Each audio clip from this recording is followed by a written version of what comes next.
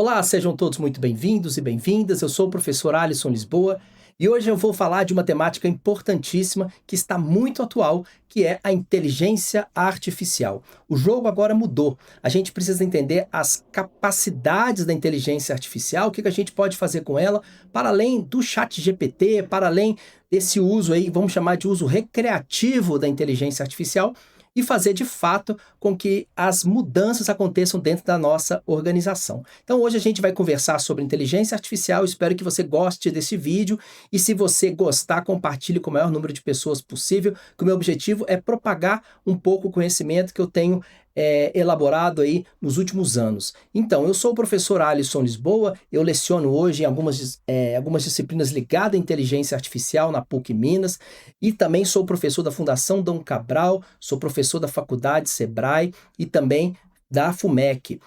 Hoje eu faço um doutorado em inteligência artificial, onde eu estou desenvolvendo aí um toolkit para falar sobre letramento em inteligência artificial. Esse programa é dentro do programa de pós-graduação em inovação tecnológica, o PPGIT, dentro da UFMG. Além disso, eu sou jornalista de formação e tenho um mestrado em comunicação digital interativa pela Universidade BIC e também comunicação social pela PUC Minas. Pois bem, esse é um pouco aí da minha trajetória. Como eu disse, estou trabalhando de maneira muito atual, muito rápida, muito presente e muito intensa nas questões ligadas à inteligência artificial. Tenho feito aí um estudo muito profundo sobre a inteligência artificial e, claro, né, assim como a maioria de nós, a gente tem ficado assustado com as respostas que ela tem dado, tanto do ponto de vista positivo quanto do ponto de vista negativo. Pois bem, vamos lá. Então, a inteligência artificial, gente, ela já está entre nós, né, de maneira transversal. Esse aqui é um modelo de uma robô humanoide, né, que desenvolveu, o nome dela é Aida, e ela é uma pintora, uma artista plástica. Claro que com uma inteligência artificial foi colocado nela este conhecimento sobre arte, estética, cores, contraste, etc. E ela então vem pintando quadros, né? Há sempre um questionamento se foi ela que pintou, se foi a inteligência artificial que ensinou e fez com que ela pintasse, ela é meramente um instrumento. Mas o fato a inteligência artificial já está entre nós, seja por meio desses robôs humanoides como esse aqui, como também pelos nossos dispositivos conectados à internet, seja por esses dispositivos aí que a gente tem utilizado tanto, Alexa, Google Home e tantos outros, né? Pois bem, a inteligência artificial, então, ela é transversal, ela está aí dominando os espaços, né? A gente vive em um mundo em transformação e a inteligência artificial faz parte dessa transformação. O mundo nunca mais será o mesmo. Desde a pandemia, a gente tem visto uma mudança muito significativa, não só da sociedade, mas também das tecnologias. E a IA vai potencializar isso. Ray Kurzweil é um dos grandes pesquisadores futuristas aqui nos Estados Unidos, onde ele trata das questões do mundo em transformação, né? Ou seja, a gente está saindo de uma lógica onde que o ganho de qualidade ou de eficiência dos dispositivos, das tecnologias, e aumentando gradativamente com uma sutil redução dos custos de produção. Agora não, a gente vive um aumento exponencial da eficiência e uma significativa redução nos custos de produção. O que significa isso? Significa que são mais pessoas comuns, empresas pequenas que têm acesso a tecnologias que as grandes empresas tinham acesso no passado, ou seja, a gente está democratizando o acesso. Claro que existe ainda, né, um grande dificultador, que é orquestrar tudo isso do ponto de vista tecnológico, criar data centers, colocar isso para rodar, mas o fato é que a gente está conseguindo comprar esses equipamentos, essas GPUs, que é o processamento que alimenta a inteligência artificial, com um custo infinitamente inferior do que era no passado recente. A gente está vivendo, então, grandes revoluções que cada vez mais rápido estão aí suplantando umas às outras, né? Se a gente começou, então, com a revolução agrícola 12 mil anos atrás, depois de algum tempo, depois de muito tempo, a gente teve então aí a Revolução Industrial, no meados do século XVIII, onde a gente começou então a mudar o nosso modo de produção, né? A gente começou então a entrar numa produção em escala, produções globais. E aí o que acontece? A gente, lá em 1950, no século passado, a gente então começa essa silenciosa, naquela época, silenciosa revolução digital, onde muitos ainda não tinham muita certeza do que ia acontecer, mas foi lá em 1956 que o John McCarthy cunhou pela primeira vez, disse pela primeira vez, o termo inteligência artificial, né? E a inteligência artificial não é nova, né? Isso aí prova, né, que isso é um trabalho que ele começou a fazer com cientistas em 1956, mas a inteligência artificial generativa, essa sim, está já entre nós e cada vez mais criando aí aderência das pessoas e das empresas. Além da inteligência artificial generativa, outras revoluções estão acontecendo de maneira sobreposta, né? Robótica, biotecnologia, nanotecnologia e tantas outras que a gente está começando a ver acontecer. Então, nos próximos 5 anos, o mundo vai mudar ainda mais, vai mudar de maneira muito substancial. Claro que aumenta riscos, aumenta a questão da cibersegurança, mas há também grandes benefícios para a sociedade como um todo. A gente então passa de um momento da história onde que a adoção da tecnologia demandava tempo, né? Pegando o exemplo aqui da televisão, ela conseguiu conquistar 50 milhões de usuários depois de 30 anos que ela estava já presente nos lares, né? O Instagram demorou apenas 30 meses, o TikTok 9 meses e o ChatGPT, né, que foi aí o pioneiro dessa inteligência artificial generativa e foi colocada a público, né, ela conseguiu 100 milhões de usuários, ou seja, o dobro desses números que eu estou trazendo aqui em apenas 60 dias. Isso mostra a força, o poder e a adesão das pessoas frente a essa tecnologia. Eu não sei se vocês se lembram, se alguém estiver aqui assistindo, tiver aí mais do que 40, 30, 40 anos, talvez se lembre aí do The Jetsons, né? Um desenho animado que trazia aí uma visão futurista, né? Uma visão de futuro sobre como o mundo seria. E lá parecia naquela época, na década de 70, 80, que aquilo era muito distante de nós. Porém, a gente tem visto cada vez mais essas tecnologias serem colocadas para a gente de uma maneira ampla, né? Todos nós temos aí acesso à telemedicina, temos aí acesso aos gadgets, né? Esses dispositivos conectados ao nosso corpo, e a revolução não vai parar por aí, né? A gente está vendo muitas coisas mudar.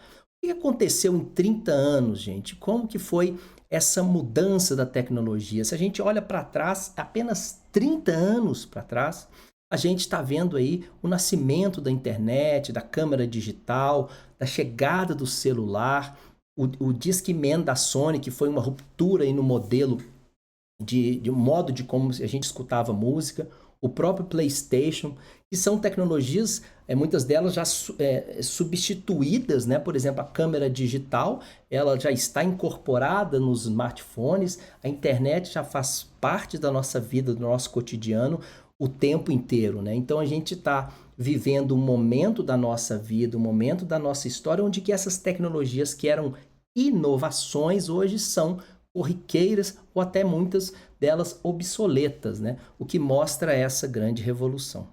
Eu não sei se vocês acompanharam nos noticiários mais recentemente, a SpaceX do Elon Musk conseguiu um feito inédito que ganhou aí uma repercussão no mundo inteiro.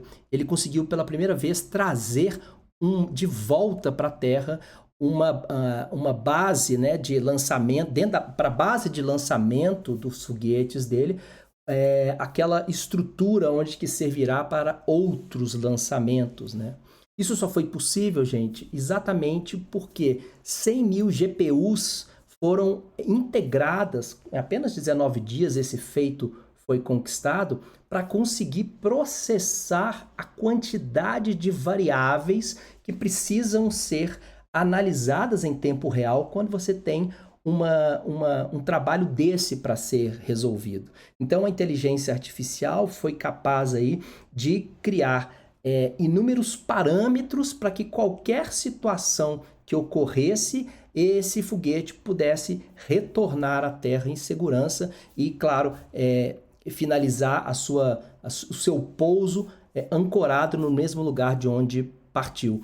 Essa é uma grande revolução, isso vai ficar na história quando a gente olhar para isso e falar, foi lá em 2025 que a gente fez esse foguete da ré. E hoje as viagens planetárias são comuns, a gente vai falar muito disso, né? Mas entendam que a velocidade de processamento da inteligência artificial, ela é infinitamente superior à de qualquer computador até então, né? Ou seja, você vai municiar a sua base de dados, o conhecimento que você tem sobre determinado assunto, e ela então vai conseguir resolver questões complexas como essa aqui, ela vai conseguir responder à altura da sua necessidade. Então, a inteligência artificial, ela vai passar a fazer parte da nossa vida e do nosso cotidiano.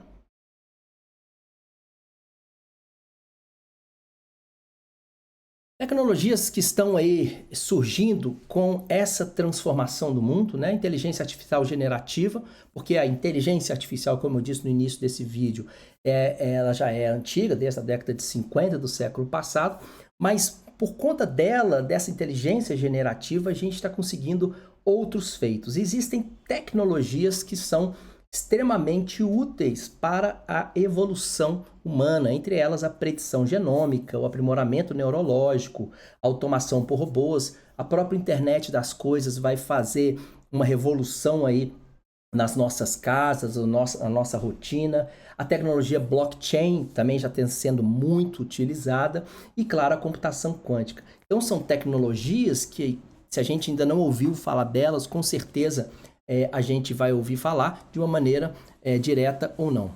Voltando um pouquinho para entender o que é inteligência artificial, como eu disse, em 1956, na verdade, 1954, aqui o John McCarthy fala sobre o que ele entende sobre inteligência artificial, sistemas que performam ações que, se fossem feitas por humanos, seriam consideradas inteligentes. Olha que interessante essa visão desse autor, desse pesquisador norte-americano, porque ele coloca um lugar do humano muito especial, né? Se fossem feitas por humanos, seriam consideradas inteligentes, colocando o humano em primeiro lugar ali, né? O que deve continuar assim, que é o que a gente espera, que a inteligência artificial não substitua a raça humana, e sim seja um complemento, uma ampliação de tudo isso que a gente está vivendo. Existe, então, rapidamente aqui 3 evoluções para a inteligência artificial. A gente está nessa primeira, que é a inteligência artificial,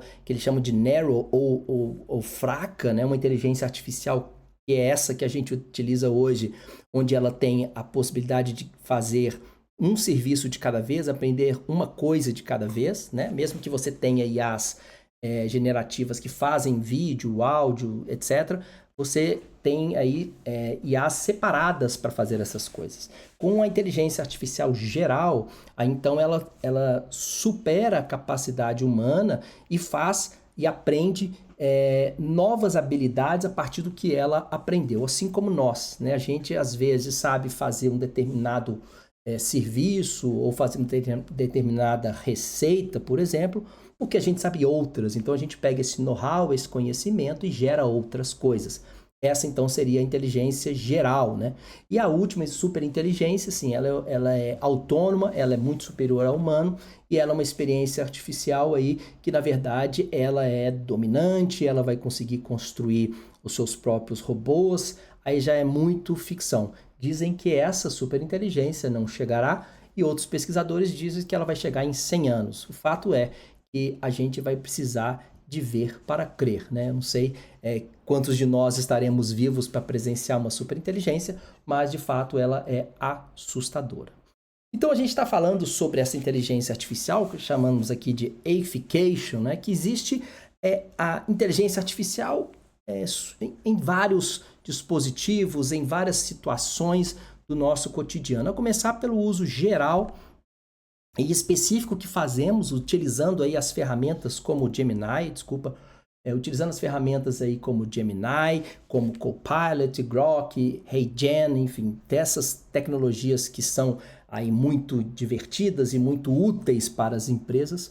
A gente tem então uma camada um pouco mais profunda com esses conectores como o Make, N8N e outros que fazem o que? Uma conexão de várias inteligências e processos dentro de uma sistemática para acionar um banco de dados, ou sua caixa de e-mail, as suas contas a pagar e receber. Então, tem várias ferramentas que são juntadas, são colocadas na mesma esteira para gerar aí automações incríveis, né? Além disso, Copilot Studio, Google AI Studio. Então, essas empresas, as Big Techs, não são bobas nada, né? Elas estão cada vez mais inseridas nestes processos dentro da nossa vida como pessoa física e também como pessoa jurídica. E por último, o uso embarcado da tecnologia, como eu disse para vocês, né, é possível você conectar aparelhos, você conectar ações, essa mudança de interface, né, gente? Em vez de você agora entrar num site para comprar uma comida,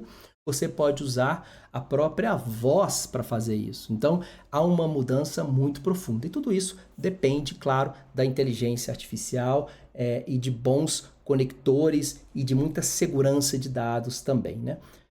A grande questão que se vem levantando muito é se seremos trocados, se seremos substituídos por máquinas, né? E como eu disse no início da nossa conversa, não seremos de forma alguma substituídos, e sim teremos aí uma inteligência muito superior à que tinha os nossos pais e os nossos avós. A gente vai presenciar uma mudança substancial na vida, nos negócios, nas nossas rotinas e tudo para facilitar o nosso trabalho para que, no mundo perfeito, tenhamos mais tempo para ficarmos com as nossas famílias, para um ócio criativo. Isso é o que a gente vai ver, né? Aqui é só um exemplo de como que a inteligência artificial tem aí impactado, né, a vários setores. Isso aqui é só basicamente um setor de recursos humanos, para você ver que aquisição de talentos, a parte de finanças e orçamentos, suporte administrativo, criação de conteúdo. Então você vê uma infinidade de possibilidades só em um setor dentro das empresas, que é o recursos humanos, né? Então eu gosto de falar muito isso, assim, que não é sobre a inteligência artificial, onde ela pode impactar, mas é quando ela vai impactar e quando ela vai deixar as empresas mais competitivas e, claro, deixar as pessoas com o tempo delas, o conhecimento, a inteligência delas para tomadas de decisões, para trabalhos mais bem elaborados, porque o que cabe aos humanos é fazer um trabalho melhor do que a gente faz hoje, não entregar isso para uma máquina fazer, né? Existe uma publicação muito interessante da Stanford Social Innovation, que trata aí, entre outras questões sobre inteligência artificial, a questão da arte. Eu gosto muito disso. Outro dia eu estava conversando pela Fundação Dom Cabral com uma empresa sobre essa questão do uso da inteligência artificial para coisas humanas, né? Para as nossas humanidades. Por que a gente está substituindo a máquina, o humano por uma máquina, né? Na verdade, o que a gente tem observado é que há espaço para isso, há um espaço criativo para a inteligência artificial, mas vai ser uma criatividade de inteligência artificial e não uma criatividade melhor do que a criatividade humana, por exemplo. Então isso é muito importante a gente ressaltar, é muito importante a gente olhar para esse lugar, né? Aqui também é um trabalho bem interessante feito aí pela Kunume, antigo, né, que foi aí do Nível Ziviani, um grande professor da UFMG, professor emérito do Departamento de Ciência da Computação, e ele então criou uma startup que pegou aí as letras, né, toda a composição e as letras que tinham, que o compositor Sabotage, que faleceu em 2003, deixou aí, e criou-se então uma outra música, né, com o uso da inteligência artificial já naquela época, né, essa matéria que é de 2016, como que eles puderam recriar, né, criar uma música nova, ou recriar este compositor, né? E claro que existem questões éticas, existe uma série de debates sobre isso, mas de qualquer forma é muito interessante saber que a gente pode ter uma ampliação do que a gente construiu, né? Depois que a gente morre, por exemplo, a gente pode continuar entregando, né? Seja arte, seja livros, seja o que for, para as futuras gerações, né? Quando a gente fala de habilidades, gente, com maior índice de crescimento, esse aqui é um relatório sobre o futuro do emprego do Fórum Econômico Mundial. Eu separei aqui com a setinha aqui, alguns pontos interessantes. E o primeiro que está ali é a criatividade, né? Ou seja, habilidades humanas que vão crescer até 2030. Criatividade, olha que interessante. Quando acabei de mostrar aqui a criatividade da IA, mas a humana, ela é muito melhor, porque a nossa criatividade, ela tem contexto, né? Resiliência, flexibilidade e agilidade, curiosidade, aprendizado ao longo da vida, liderança, influência social e pensamento analítico. É claro que as máquinas pensam de maneira analítica, mas a gente pensa com contexto, a gente vê as realidades, a gente conhece as empresas, os colaboradores, a cultura do país. Então, tudo isso faz uma grande diferença quando a gente está ali disputando quem que é melhor, se é a máquina ou se é o humano. Acho que a questão não está muito nesse lugar de saber quem é melhor, mas sim de saber que a inteligência artificial pode resolver muitos problemas que são chatos demais para a gente fazer e que a máquina pode fazer muito melhor. O Coursera, que é uma plataforma de cursos online, viu aí um crescimento muito significativo no número de pessoas matriculadas, sejam consumidores finais ou empresas, a partir ali de abril de 2023, né? Foi quando mais ou menos o ChatGPT chega, né, de maneira mais eficiente aqui no Brasil, e a gente começa a utilizar, então a gente começa a ver que, temos que começar a aprender sobre, né? E observem que a matrícula feita por pessoas assim, individuais, cada um ali buscando o conhecimento, é superior ao que as próprias empresas fizeram, o que nos mostra que estamos preocupados, talvez até mais do que as próprias empresas, até por questões da dificuldade de se mudar um jeito de fazer as coisas, né? Então, esse dado é interessante. 86% dos empregadores esperam que a IA transforme seus negócios até 2030, e o governo e o setor público esperam menor exposição à disrupção da IA até 2030, né? Esse aí está dentro do relatório The Future of Jobs Report de 2025 do Fórum Econômico Mundial. Se você tiver interesse, eu vou deixar também esses links aqui para vocês nesse vídeo, porque tem muitas coisas legais nessa pesquisa que vale a pena a gente avaliar. Outros dados interessantes também que vêm dessa pesquisa, sobre a liderança. Falta visão das lideranças, né? 50% acham que sim, dos entrevistados. Falta de habilidades para apoiar a adoção da IA. Né? Se a liderança não se sente segura para utilizar a IA, né, com certeza ela não vai propagar aquilo como deveria. 43% falta de visão entre gerentes e líderes. Né? 49% das organizações esperam reorientar seus modelos de negócio para novas oportunidades impulsionadas pela IA.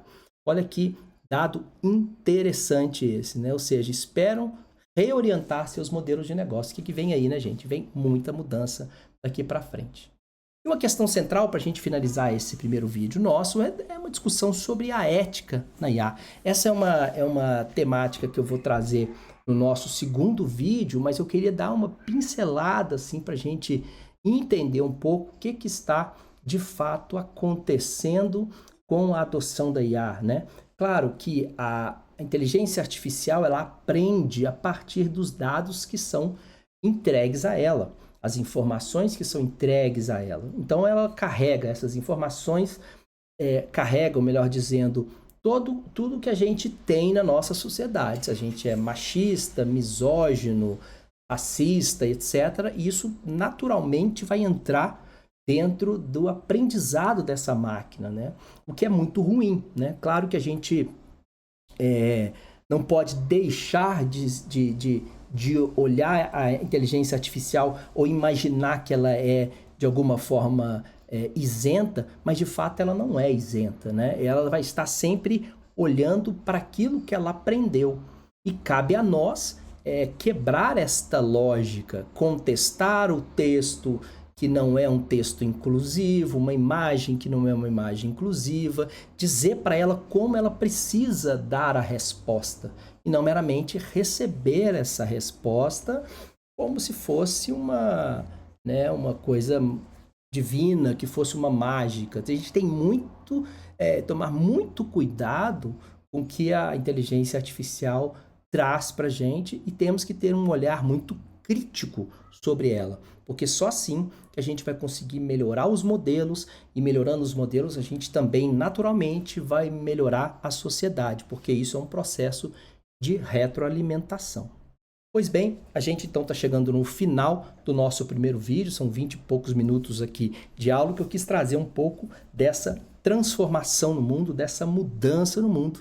E no segundo vídeo nosso eu vou falar sobre a ética, nós vamos entrar de maneira mais profunda no que se refere à ética na inteligência artificial. Espero que vocês tenham gostado e também, como eu disse, eu vou deixar todas as informações das pesquisas e tudo que eu puder contribuir aqui na descrição desse vídeo e também vai estar disponível aí nos meus canais digitais. Para quem não me segue, eu sou o professor Alisson Lisboa, o site da minha empresa é etcnegocios.com.br e o meu e-mail é alisson com y2s @etcdigital.etc.br. Espero você no próximo vídeo. Um grande abraço.